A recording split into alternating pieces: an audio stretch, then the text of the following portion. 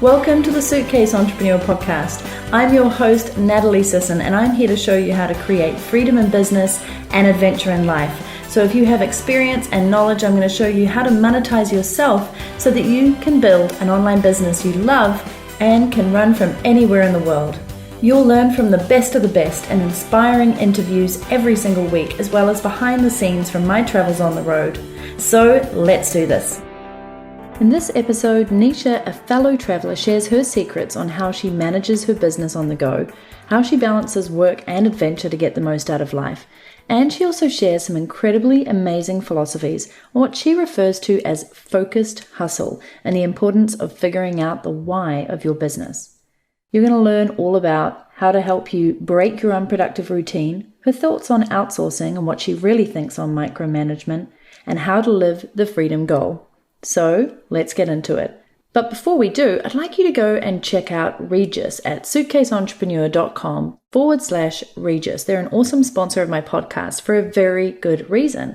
They are the perfect solution if you're a business traveler, but you don't really work well in coffee shops, or you need access to consistent Wi-Fi, which isn't always found, and maybe other facilities like printers and scanners and faxes and great coffee. They have more than 1 million customers worldwide, and they totally get what we need as mobile workers and business travelers. And actually they have a ton of customers who are stay-at-home entrepreneurs, but sometimes just like to get out and get into an office, hang out with other business owners, and get away from home for a little bit. They have a card-based program that just offers you walk-in access, which is really cool, to Regis business lounges in 100 countries and 600 cities. And they're soon, I'm really excited about this, moving into airports. So you basically get free secure Wi-Fi, free refreshments, professional work environment, as I said, access to things like photocopying and courier services, and just so much more. I tried one out recently in Bellingham. I'm looking forward to trying one out in Vancouver, and I'm just really excited for it. So if this sounds like it's a good fit for you, then check out suitcaseentrepreneur.com/Regis. Now let's get on with the show. Hi everyone, and welcome back to another episode of the Suitcase Entrepreneur Podcast, where we're all about creating freedom in business and adventure in life. And there is no better person to join me on this episode today than the beautiful Nisha Moodley over at Fierce, Fabulous and Free, and Nisha Moodley, but we'll come to that in a minute, who really lives and breathes this kind of lifestyle. So I'm really excited to dig into her story and share how she's gone about setting free women and making all of us free, because as you know, freedom is my favorite value and word in this world. So welcome to you. Thank you so much for having me, Natalie. I'm so honored to be here. You are so welcome. And I think you have a lot to teach everybody here, but I'd just love to dig into a little bit about your story and how you've kind of become this person who is a light and a beacon for so many women out there, and I'm sure men, but really focusing on being your most freest self in many ways. Do you just want to share sort of how you got to this point in your life? Sure, thank you. Yeah, so I actually started my first company in 2007, 2008, after studying nutrition. And the focus of my first business was on supporting women in finding freedom from emotional eating. So freedom's been my jam for a long time. And I did that work actually because I had struggled with emotional eating in my life and, overcame it and just became really passionate about supporting women and doing the same. And I loved the work that I was doing. I just didn't love running the business. I was kind of like up until 2 a.m., then waking up again at 7. It was like, wait a minute, hold on. I in part went into business, so that I could support other women in their freedom and so that I could have more freedom in my own life and, be able to travel and, work when I wanted. And I'm actually like the worst workaholic ever at this point, right? And I was married at the time. My marriage was completely falling apart. And it was actually around that time that the Dalai Lama spoke at the World Peace Summit, and he said, "The world will be saved by the Western woman."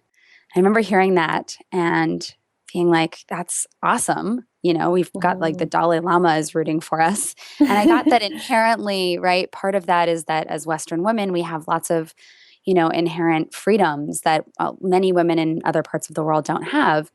And, women tend to be kind of like holistic in nature. We want to help everyone, make sure that everyone is taken care of. So I really got what the sentiment was all about.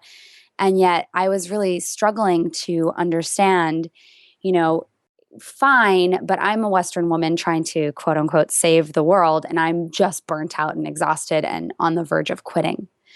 And that's when it started to click for me that those of us who would actually make the biggest difference were the ones who were being the change, who were actually um, living our message.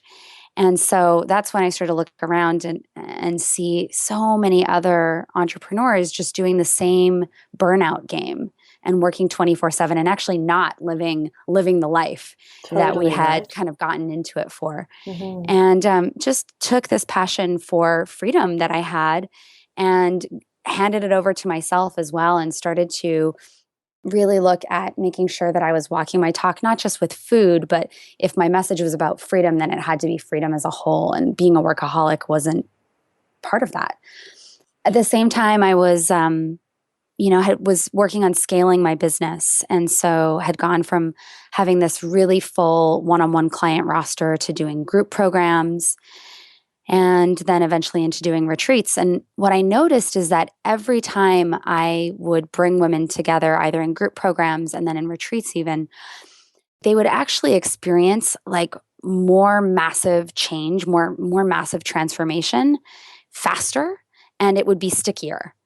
And so I just started to get like, wow, there's actually a way that I can, you know, uh, live my message more, that I can actually have more freedom in my own life by scaling this business, while also creating better results for my clients. And so it was just finding this sweet spot where I could be of greater service to the world and have a better life for myself.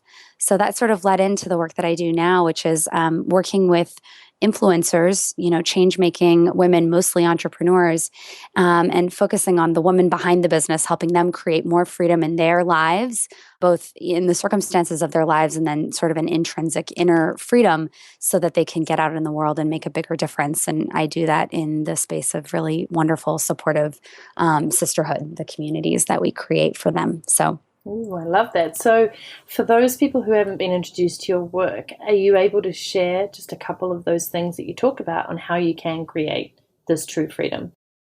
yeah, I mean, I think that it really comes down to the question why. Simon Sinek has his Mm. book Start with Why, and I think probably my favorite TED Talk is his. Same, I reference it all the Yeah, I time. love it. How great leaders inspire action. Mm. And he talks about this why, right? That instead of focusing on what we're doing or how we're doing it, and even instead of talking about what we're doing or how we're doing it, if we just start with why, it's compelling from a leadership perspective. And I think it works in marketing, and it also works for the individual. And so what I like doing with my clients is starting with that, starting with what's your why for the world and what's your why for you? Because the truth is, I'm bought into this future vision of the world. My why for the world is, I see a world where all women have the experience of safe, loving, encouraging, supportive sisterhood. And in that space, they can actually examine what does freedom look like to them, and what does freedom look like for the world, right? What's their next level of expansion within their lives and the contribution they want to make. And I just see that creating that space of sisterhood where we can have conversations about freedom in sisterhood is, in my vision of the future, going to change the world. And then I have a why for me that is not that selfless, right? It's like, I want to be able to travel. I want to have, I want to be able to like go grocery shopping and not wonder whether or not my debit card is going to go through, right? Mhm.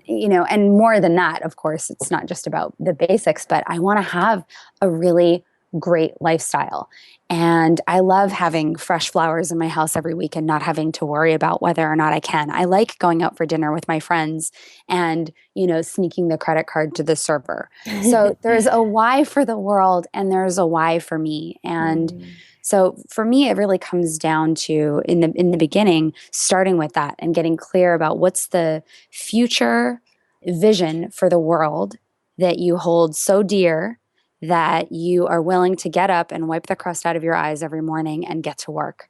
I And love what's your that. future vision for yourself that inspires you so that you're willing to get up in the morning and do what it takes. And I think when we have those two things married, we can actually take action from a really aligned place, because it can be alluring to believe, oh, well, I'll just work super hard now, but then once I get over this launch, or once this happens, then I'll finally have the time. And I was in that for a long time. And, if somebody like has figured out how to actually do that, like power to you. But I would there was always something, when I was in that mindset, it was always like, oh, once I finish this launch, oh, well, but now we're building a new website. So once I build the website, oh, well, now I want to start writing a book. So, but once I finish, writing the book, there's just always something, especially if you're an ambitious person, you're always going to have something. So yeah, I'm really glad you said that, actually, because I just ran a workshop when I was in Japan and then also in London. And the first part of that workshop about building your online business and lifestyle you love is about vision, getting really, really clear on why you do what you do. So it comes back to Simon Sinek, which we freaking love him. And also it's kind of like not just your visions of this 3-year game plan of what you love for your business and your life, for your customers, for the relationships, for everything that you're doing, but also it comes back to your ideal day. So there's 2 parts to the exercise that I get people to do. And I'm always surprised, Nisha, how few people know what their perfect day looks like. Like they've never actually taken the time to think, if I could do anything, like anything at all in a given day, what would that look like? From when you wake up to when you go to sleep, to how it looks, feels, sounds, everything. And I get it, because maybe even a few years ago, I couldn't do that specifically. I could tell you quite a lot, but it's so surprising how many people go, oh, well, I guess I'd go to work a little later, or I'd break a little early. And I'm like, no, like, think of your entire day. If you could be anywhere, just like put it out there. If you could be at the beach, if you could be with the Tony Robbins, if you could be with Simon Sinek, you could be hanging with us, And it's really, it's sad, but it's also kind of part of nature, and I think modern day society, that we do not allow our imaginations to run wild on what we'd really like to be doing. And as you said, once you align those, and it takes a little bit of work, right? You put aside a few hours in the weekend and just let it go. It really, things do start to fall into place. Like I always know my mission is coming back to creating freedom in business and adventure in life. And when I'm off topic with that, everything else doesn't fit. So I need to bring myself back to that mission. And then how do I do that for my why, which I loved how you described that, in my daily life? So how am I creating more moments of freedom? And how am I investing in adventure, as well as building a profitable business I love and working on that vision? So I'm really glad you brought that up. Love that. Love that. I love that you're doing that exercise, and you're right. I think that we don't ask this question enough, and we just kind of get stuck on checking things off the to-do list. And if you're just in checking things off the to-do list, and that's the whole, like from the moment you wake up till the moment you go to bed is just checking things off a to-do list, never actually get down to that core question, how do I actually want to live?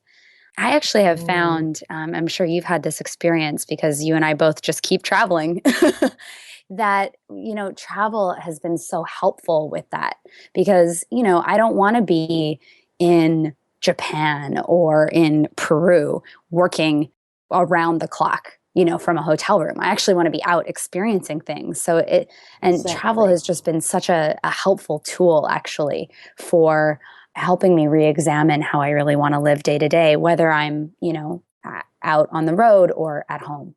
Yeah, and I talked about this in a previous episode, which I'll put in the show notes, which are going to be across at suitcaseentrepreneur.com/104. So anything that Nisha and I are talking about, you'll find it there. But in this podcast, I actually talked about my ideal day and like the kind of behind the scenes of how I run my business while traveling the world. And a big part of it is, ironically, as you probably noticed with freedom, is discipline. It's like disciplining yourself to have more freedom. So put these routines into place that allow you to free up time during the day to go and explore or adventure, and then doing the work that matters when you want to do it, like whether that's taking 2 weeks off, or whether that's taking 2 days to explore and then half a day for working, or 3 days for working on a launch and then a half a day off. Whatever it is, it's like entirely up to you how you control it. And I think it was really enlightening to people and illuminating that they're like, oh, okay, so you do the play and the business and you figure it out based on your travel schedule and what's coming up. And like you said, when you're launching a website or you're launching a product, you put time aside for that. Like that's a big piece of energy that you're going to need to put into that. You're probably going to need some still time. You're going to need to be accessible. You need to talk to your team. And so you wouldn't put that when you're starting off on a climb to Machu Picchu, for example. Like you just think about how this fits into your big vision. So yeah, how do you juggle maybe your kind of I don't know, not even just your day, but how are you juggling your desire and need to travel with running this business and creating this Yeah. incredible vision? Yeah, you've really beautifully actually kind of explained it. Yeah, I do similar work with my friend Sarah Jenks at our Live Free retreat, which we do in Sonoma in October. So for me, it's about looking at, it's just planning. And by the way, speaking of the discipline, Sarah and I call it focused hustle. It's like I like I that. don't want to just sit on a beach sipping Mai Tais 24 hours a day for my entire life. I would be A, bored, and B, feel like I wasn't contributing. But do I want to do that sometimes? Sure. But do I also want to work sometimes? Yeah. But I don't want to sit on the beach sipping Mai Tais and doing nothing for the rest of my life any more than I want to dither around on Facebook, feel like I'm wasting my day because I'm not actually getting anything done. So it's really about what feels good. It feels good to actually be productive when I'm working, and it feels good to actually be relaxing or playing when I'm playing, and not to be feeling guilty that I'm not relaxing when I'm working, or feeling guilty that I'm not working when I'm relaxing. It's just crazy. So anyway, that's my little rant. I'll get off my soapbox now. But for me, I really plan out the entire year at the beginning. What are the things that I want to accomplish this year from a personal and also a business perspective? So there are like maybe the top 3 countries that I want to go to, the top 3 things that I want to accomplish in my business. There might be like a health goal. So I kind of I do this sort of brain dump. This is actually something I learned from Marie Forleo, a brain dump of all the stuff that I would like to do in a year. And then I kind of wrangle up like, what are the top, 7 to 10 things? Because realistically, not more than that is going to get done, and then get those in order of priority. And this is business and personal stuff, and then start plugging it in on the calendar. And so I know in advance, when I'm going to be in Iceland and when I'm going to be launching a new website, and I can just sort of work them together. And if there's travel, I think the other thing is just not adding a layer of anxiety on top of all of it. There are weeks where I'm traveling and there's stuff that I have to do, and I just don't freak out. At least I attempt not to freak out about it. Just like, great. So I just need to make 2 hours a day or 3 hours a day that I sit down and I actually go in and I get it done. And so a couple of structures that I have in place. I am obsessed with calendaring and scheduling. I just think it's so important to schedule out what I need to do when I need to do it and when it's going to happen, so it's out of my brain and off of lists. I don't like having lists. I want it in my calendar. Second of all, I think I have an amazing team, and just empowering my team to make decisions has been such a challenging and game-changing thing for me, because I was such a micromanager when I first started working with people. And what I found is that I would just have really unmotivated people who I actually couldn't really trust that much, because they were so used to having everything checked, 4 times over by me.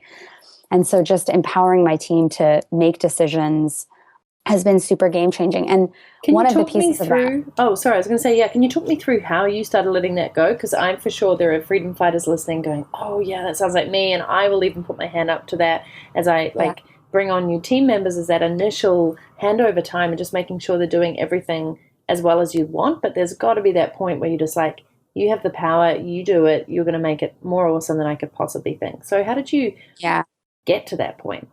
So, when I started out working with virtual assistants, it was really, I can kind of say what I did, but it might be more helpful to say what I would do now if I were in that position again, because I've learned some, which is, giving them fewer responsibilities, but really giving them away. So, for example, giving them scheduling, but with really clear guidelines, giving them, payment management, but really clear guidelines. And so what a lot of people do is they just kind of go like, oh, I want you to handle all this stuff for me. And then it's a little overwhelming. It's hard for the person, the virtual assistant who's kind of onboarding. Now they're all of a sudden managing your inbox and payments and this and that and this schedule and the whole thing. And I think it can get a little overwhelming. And so they're kind of okay at everything, but not necessarily fully great at anything. And so in retrospect, now when we onboard people, it's giving them fewer tasks and making sure that they're really awesome at those tasks, and then sort of feeding them the next one, and then feeding them the next responsibility and then the next one. When I'm now in a position where I have a business manager who's essentially my COO. And that is a whole other level of awesome to have somebody who I actually trust her to manage the business more than I trust me to manage the business. I love that. And it's amazing. And what we actually just did is we decided it was time for a new VA. And I just said to her, Danielle, you hire them. I want you to hire this person and I want you to manage them. And, you decide what you're going to give away to her. And it takes like a really special relationship, I think, to have somebody managing your business in that way. And it also takes a special person to take on that responsibility. What's great is, this is what she wants to be doing with her life, right? It's not like, oh, well, I'll be your business manager, but really I'm trying to build my own coaching business on the side. No, this is her thing. She just wants to do it. She wants to do it well. She wants to get better at it. This is her, as far as I know, her career, at least for the next several years. So she's just really in it to win it.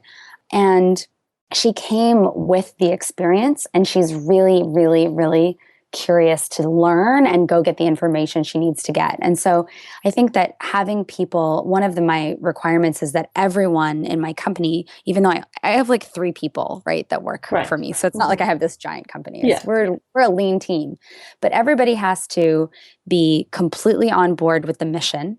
That's really important to me. They have to be super detail oriented and kind of like creative and innovative, but want to be in their jobs. I'm really clear that I don't want to work with people who this is kind of their bridge job and they're looking to find something different after this. I really want to work with people who, for them, being a virtual assistant is like they won the jackpot. That's what they want to do. They love being detail oriented. They love organizing.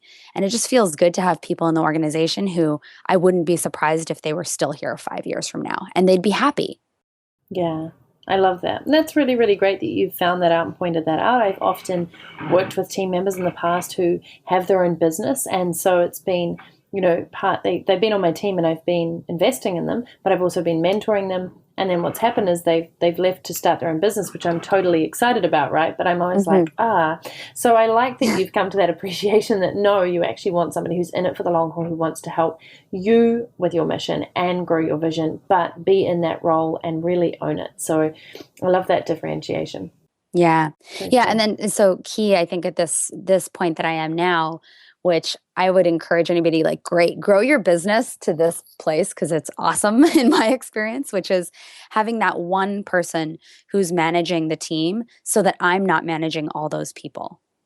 So that if, we're building a website, and there's a designer and a coder, I'm interfacing with the designer because she's bringing my vision to life. But do I need to be emailing with the person who's coding the website? No, I can just be emailing with my business manager and she can manage everybody. Just is super game changing to have that one main point of contact instead of being kind of micromanaging everybody so that I can actually be the CEO and not the manager. Yeah, for sure. So good lessons for everybody to learn, including myself. And I think that's the beauty of it, right? It's a constant learning lesson. You see what works, you give up your control in the right areas, you test things out. And I always loved Laura Rhoda, who mentioned in her podcast that she with me that she was like, has 2 words, which is your call. And when she started using that with her team, when they write to her going, Laura, what should I do for this or what should I do for that? And she just turn around and go, your call. And it really, it took a lot of trust on her behalf. And there were a few things that didn't always go right. But ultimately what it led to was her team going, yeah, you know what? I got this. I can do this. Laura's given me the control for this. I'm going to step up and I'm going to own it. And I'm going to be awesome at it, or I'm going to do the best job. So I really loved that. For those of you who are out there who are control freaks, and we all know what that's like. So good. The minute you start doing this and you do find people that you trust, and of course that takes time as well, things are just going to free up and you're going to be able to focus on, as you said, being the CEO of your business and your own life. So I love that you shared that. Yeah. Awesome. Thank you.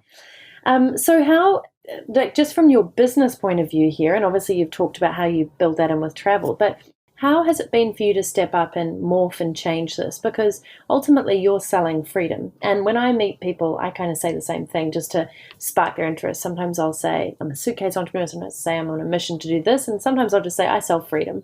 And I love getting people's reactions, right? I just play around with it. And so it's not a hard sell because everybody wants freedom. But how do you make that and turn that into a really profitable business, which you've done? Like, what were the sort of steps that you needed to take internally, mentally, to go, yeah, I'm the person to do this. And yes, this vision is so important. And then how did you turn that into a viable, profitable business? Well, I think there's something that lives at the intersection of the vision that we see for the future for ourselves, as I say, the why for the world and the why for you, and your own personal experience, right? So whether it's tactical, strategic, I built this business and now I'm going to teach you how to, or, build this online business. Now I'm going to teach you how to build an online business. Or whether it's, I struggled with emotional eating and now I support you with overcoming emotional eating. So there's something at the intersection of your why for you and your why for the world, your own, and your own personal experience that, and then the third piece is how you want to work, like how you enjoy working. And I think when you kind of find the sweet spot in there, there's a way that we actually can have so much enthusiasm for what we're up to and what we're doing. And we have honest, genuine stories that we can share, because I think a lot of marketing is storytelling, actually. So there's this enthusiasm. Hugely, There are these true stories that we're telling, not just, this is the thing that I see a lot of. I'm sure you do as well. But like, I'm going to teach you how to do this thing that I've never done. It's different when you've actually been through it, right? And so you've got the enthusiasm, you've got the genuine stories to tell. And to me, that actually has people become really inspired to become a part of whatever movement you're leading, to come to your events, to sign up for your courses, to read your blog, right? Whatever it is. And I think it also has people inspired not only from the perspective that they can learn something from you, but just also that they feel like they get to know you and they like you. And when that happens, it's been my experience anyways, that a lot of people will sort of follow you as your offerings or even as the sort of core of your work changes. I used to do, like I said, nutrition coaching for women to help them overcome emotional eating. Well, now I do this, I work specifically with women entrepreneurs, and, we're looking at their relationships, we're looking at their lifestyle, we're looking at their health, we're looking at a lot of different things. And so how did people sort of go along on that journey with me? Well, I think it's, like I said, kind of going back to what lives at the intersection of how I really want to work, this future why, this vision for myself and the world, and what is my own experience, and just riding that wave of enthusiasm. So I kind of tend to be a little ballsy, I guess. It's not a word I would usually use to describe myself, but when it comes to creating new offerings, and I'm just like, I just want to lead this. Like, I just want to put this thing out in the world and I'm just going to go for it. And if it fails, then I'll pivot. I'll figure something else out. Nice. I love that actually because, this year I've also put on some retreats and it's been a big leap for me because I adore experiences and I love putting on experiential masterminds. And retreats are so much to organize. There's so much that you put into it, not just the details and logistics, but like every little last moment and how people are going to come away feeling. And so that's been a great learning lesson for me, right? How can I make this extraordinary? But at the same time, you're putting it out there. It's a big investment for people and it's not just something you can pop in your email list and go, hey, I'm holding this event, as you said, it takes time to align with what the work you're doing and also just how much you believe in it and why it's so important. So how have you kind of got to that point? Can you just run us through a couple of things that you've done that have really helped you to go, yeah, I'm going to absolutely rock this? From a mindset perspective? Yeah, and from a mindset, like what did you need to do to take that leap? Like you just said you were ballsy, but surely there's like something there as well. And then second, like just some, I guess, tactical, that's a new word, tactical marketing strategies that helped you align this absolute passion with actually getting it out and selling it to people. Yeah. So a mistake that I see a lot of people make is trying to do too much, like trying to pack too many launches, too many new programs, too many offerings into a year. And I think it's a mistake for a couple of reasons. One, I think it just dilutes your energy and attention so much that it's hard to actually execute anything really, really, really well when you're trying to do so many things. And obviously can lead to burnout. And the second is you're just always hustling something to your list. It tends to get a little exhausting for people to pay attention when every time there's, you're selling a new thing every second week. It's like, what is she doing? I don't understand. So for me, part of it is just a lot of planning. And again, coming back to what I said earlier, just choosing the few things that I really want to focus on that kind of feel like both the most high leverage from an impact and income perspective and the most exciting. And choosing those few things and then deciding to do a really, really, really good job. And to me, a really good job is putting a ton of marketing muscle, research, time, energy, attention, love, like make it the highest quality that I can make it. And so that's from a marketing perspective, a sort of tactical piece, which is I just like my stuff to look really high end. And I think there's a lot, like the internet is a noisy place. And whatever I'm selling, there are, 20 people out there who are selling something that probably looks fairly similar, And so one of the differentiators is I can do this in a really, really high quality, like classy way that is going to help me stand out and look and feel different. And so that's one thing is just really attention to detail around quality, how things look, how they feel, not having typos on sales pages. I'm just like really a stickler for those kind of things because I think that it actually helps to draw in my audience better. Big time.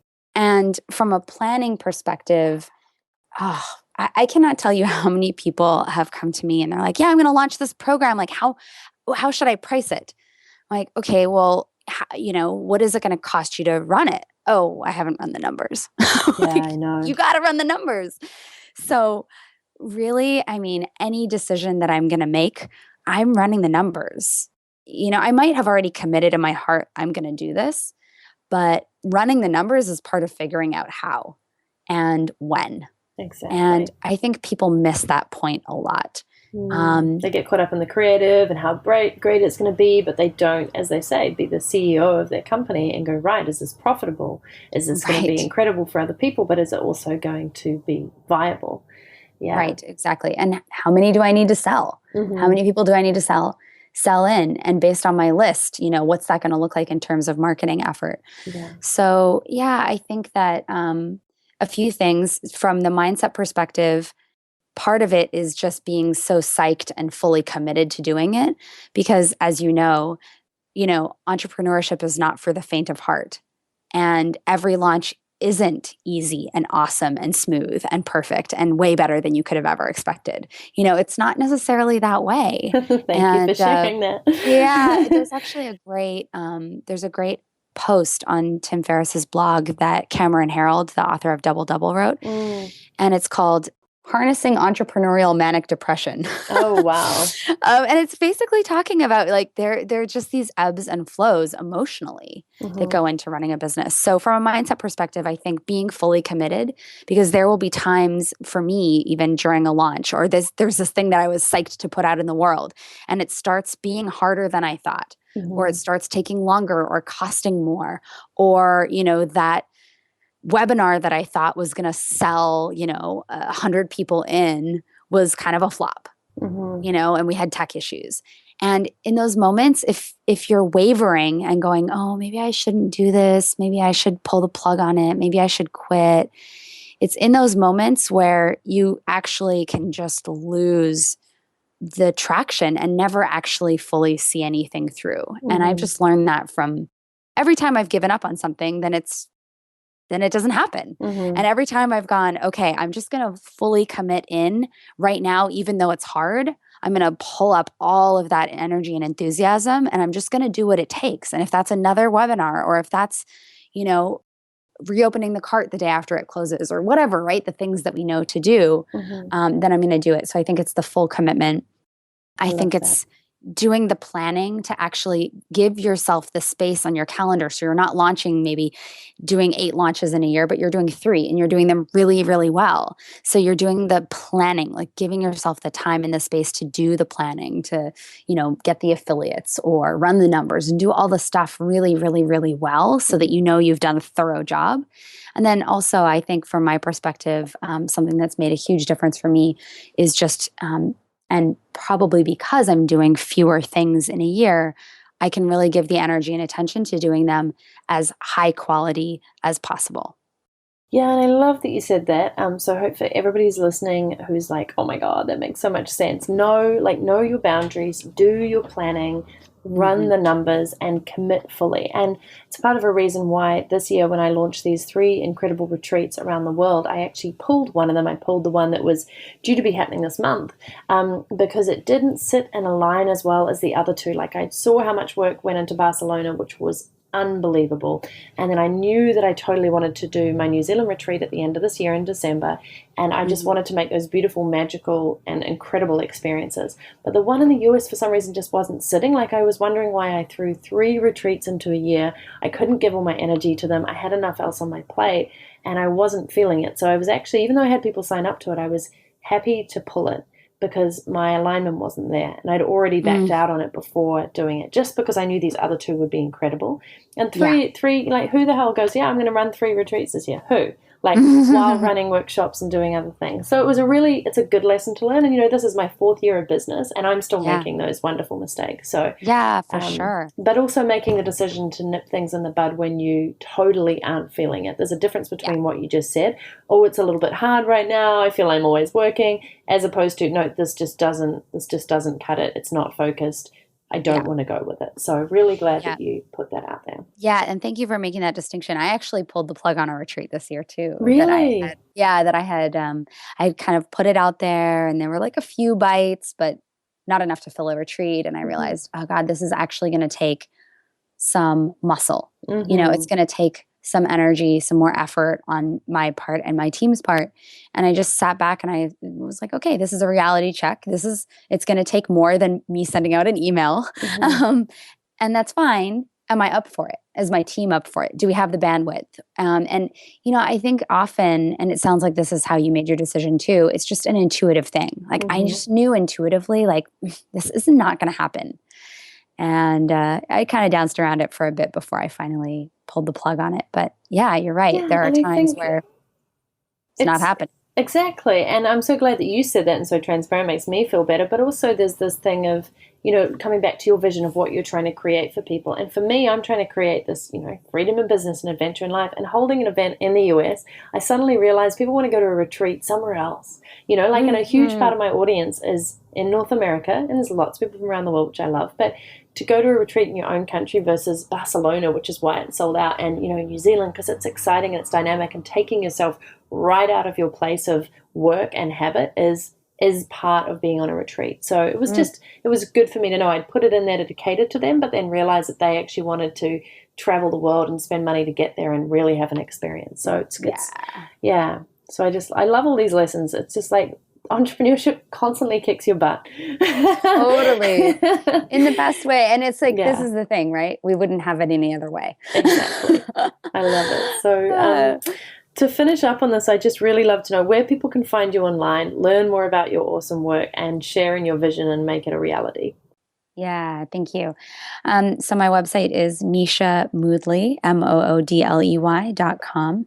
I hang out on Facebook. You can search my name. I'm on Twitter at Ask Nisha. Ask her anything.